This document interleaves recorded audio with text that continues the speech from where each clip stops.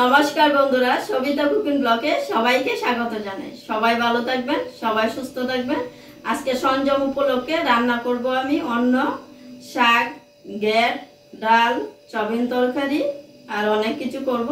First থেকে last পর্যন্ত ভিডিওটা দেখবেন। দেওয়ার জন্য কেটে নিব লাউ। লাউটা একদম কচি লাউ, দেখেন লোকের লাউ।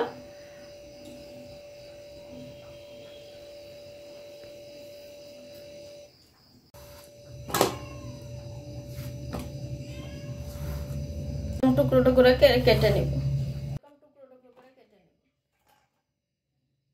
ভেজে নিব আমি মুগ ডাল। ডালটা ভাজা হয়ে গেছে, এখন দিয়ে দিব জল। ডালটা ভাজা হয়ে গেছে, এখন দিয়ে দিব জল।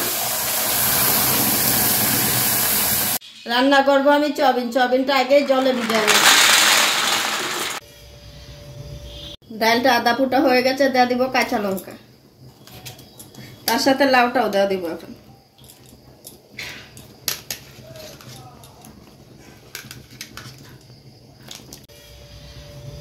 স্বাদ মতো দিয়ে দিব লবণ, হলুদ গুঁড়ো। ডালটা সম্বাস দেওয়ার জন্য এখন নামিয়ে নিব। পুরনের জন্য দিয়ে দিব অল্প করে ঘি, দিয়ে দিব তেজপাতা,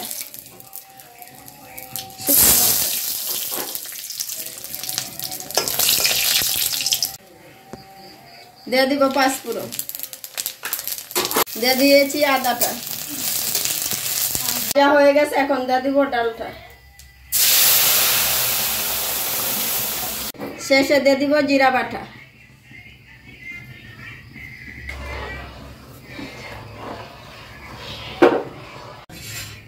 ডালটা হয়ে গেছে, এখন নামিয়ে নিব।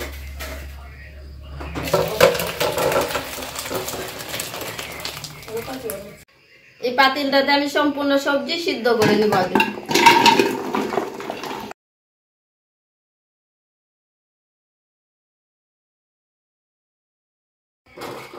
এখন সবজিটা সিদ্ধ করে নেব।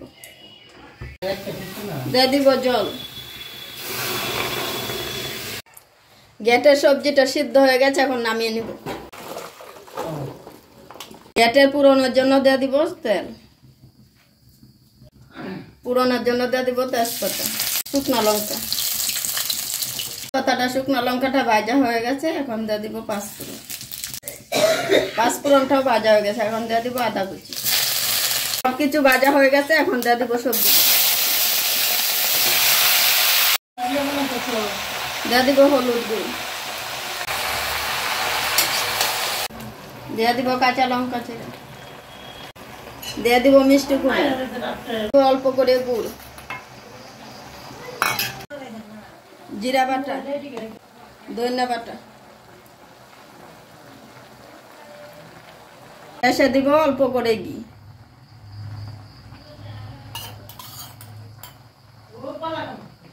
এখন নামিয়ে নিব।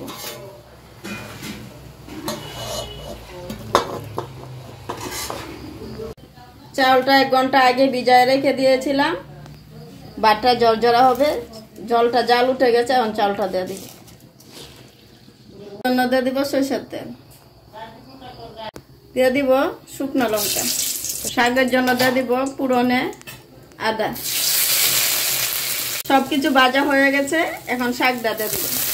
এখানে মটরের শাক আছে, মূলার শাক আছে, সরিষা শাক আছে, ডাঁটা শাক আছে, কাঁচা লঙ্কা। শাকে দিয়ে দিব লবণ। বাটটা ওই দিক দিয়ে হয়ে গেছে, এখন বাটটা নামায় নিব। শেষে দিয়ে দিব ঘি। শাকটা হয়ে গেছে, এখন নামিয়ে নিব।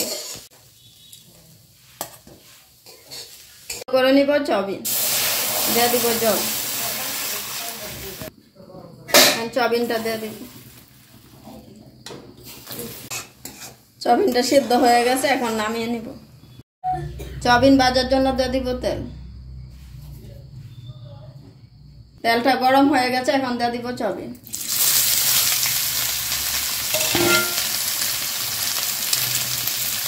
স্বাদ মতো লবণ। কালারের জন্য দিব হলুদ গুঁড়ো। সিদ্ধ করা সয়াবিন তো আগুনের আঁচটা কম করে দিব, নাহলে কড়াইতে লেগে যাবে। সয়াবিনটা ভাজা হয়ে গেছে, এখন নামিয়ে নেব।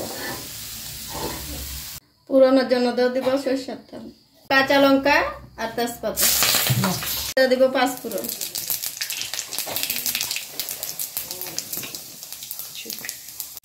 সবকিছু ভাজা হয়ে গেছে, এখন সিদ্ধ করা আলুটা দিয়ে দিব। স্বাদ মতো দিয়ে দিব লবণ, কালারের জন্য দিব হলুদ গুঁড়ো, জিরা বাটা, কাঁচা লঙ্কা বাটা, আদা বাটা একসাথে করে নিয়েছি, এখন দিয়ে দিব। ভেজে রাখা সয়াবিনটা এখন দিয়ে দিব, দিয়ে একটু নাড়াচাড়া করে নিব।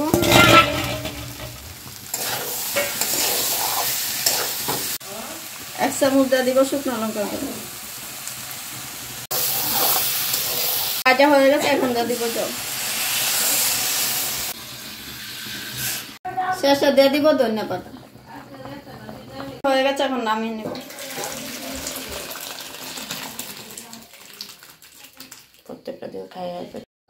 সরঞ্জামের রান্নাটা কেমন হয়েছে আপনাদের কাছে যদি ভালো লাগে কমেন্টে জানাবেন, লাইক করবেন, শেয়ার করবেন। আপনারা কি কি রান্না করেছেন কমেন্টে জানাবেন। এখন খেয়ে নেব সরঞ্জামের খাবারটা।